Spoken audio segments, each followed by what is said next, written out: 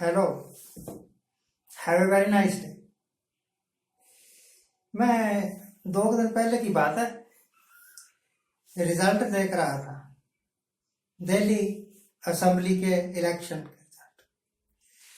तो भैया आपको तो पता ही है, जितने भी खबरों वाले चैनल हैं, खास तौर पर प्राइवेट चैनल, जी न्यूज, एनडीटीवी, आज तक वगैरह वगैरह, बता रहे थे कि बीजेपी को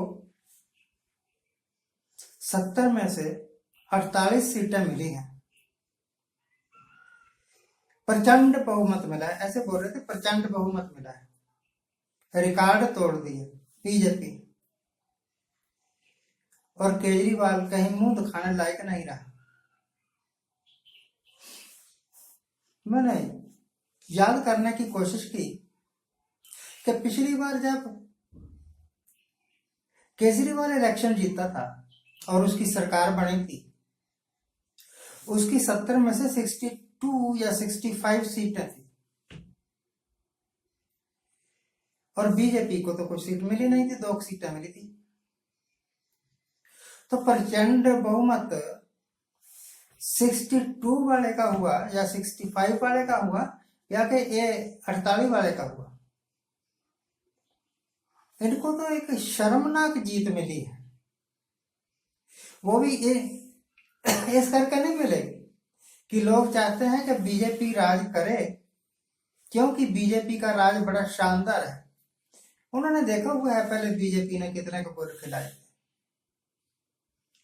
परंतु इस करके मिली कि केजरीवाल जो कुछ कह रहा था कि मैं ये कर दूंगा ये कर दूंगा, कुछ कर नहीं सका। और कुछ भी ना करता,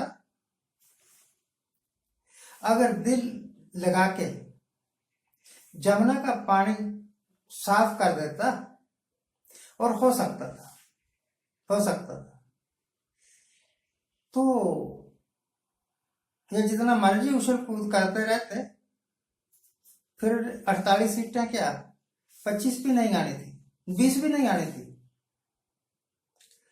तो मैंने ये जाना, ये इलेक्शन का रिजल्ट सुनने के बाद,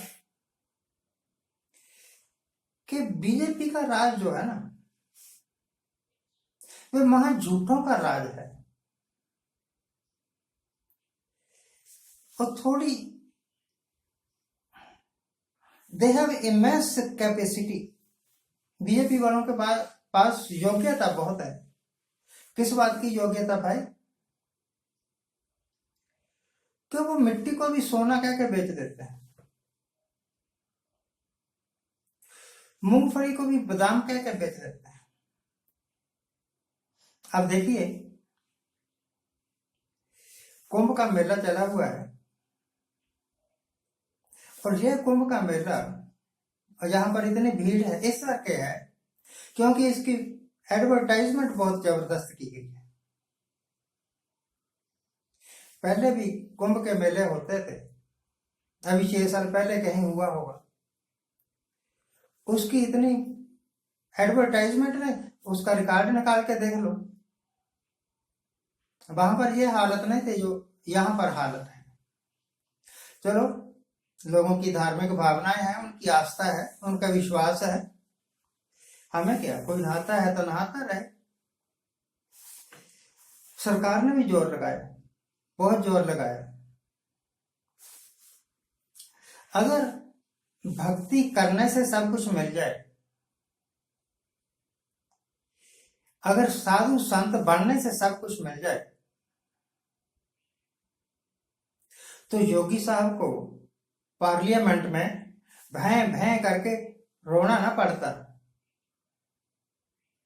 कि मेरी सिक्योरिटी हटा ली है, मेरी जान को तो बड़ा खतरा हो गया है। अरे तू साधु संत है, तेरी जान को क्या खतरा? तेरी रक्षा भगवान करेगा। ये पुलिस वाले 4 लग भी गए तो तेरी रक्षा थोड़ी करेंगे, वो तो इधर उधर छुप जाएंगे अगर कोई खतरा आया तो।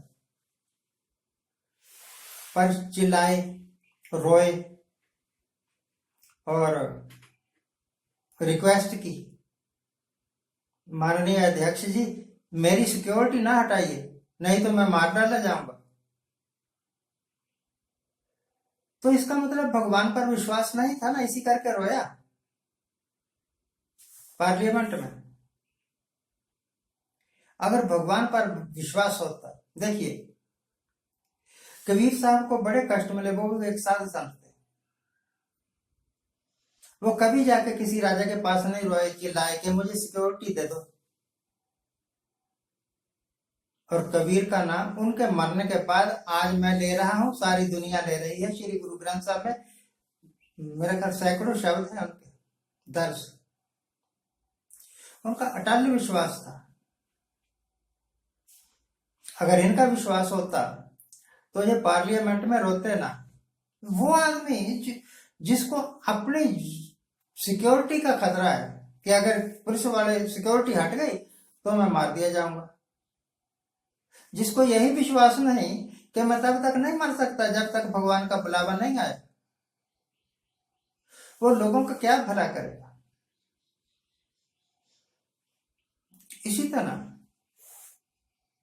ये जो धर्म के नाम पर, मैं कल बाजार में जा रहा था तो एक औरत हाथ में ऐसे कटोरा सा पकड़ा हुआ हर एक को चमच के साथ ऐसे दे रही थी। मेरे पास आई, मैं कहा ये क्या है?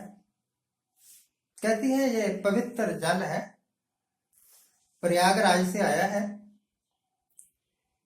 ले लीजिए, आपका जन्म सफल हो जाए, पाप कट जाएंगे। मैंने कहा मैं पाप ही नहीं कोई करता, और मेरा जन्म जितना सफल होना था हो चुका, अब और कुछ होने हवाने वाला है नहीं। चाहे मैं पूरे डुबकियां लगाता पूरे प्रयागराज में जाके, और जो वहां पर जाके प्रयागराज में डुबकियां लगा रहे हैं साधु संत, उनके मन को फरोल के देखो, पक्के लोभी हैं।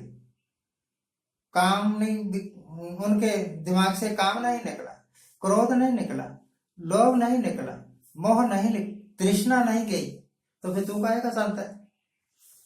क्यों कहेगा संत है?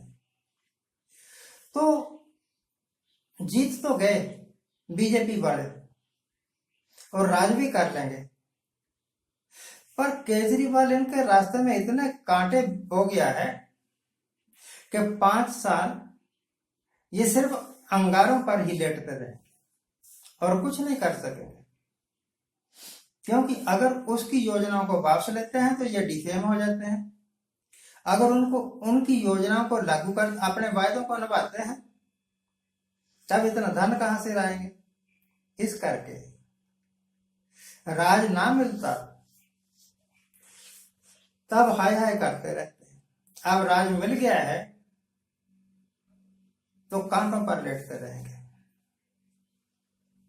राज ना चाहो मुक्त न चाहो, प्रीत चरण कमला है।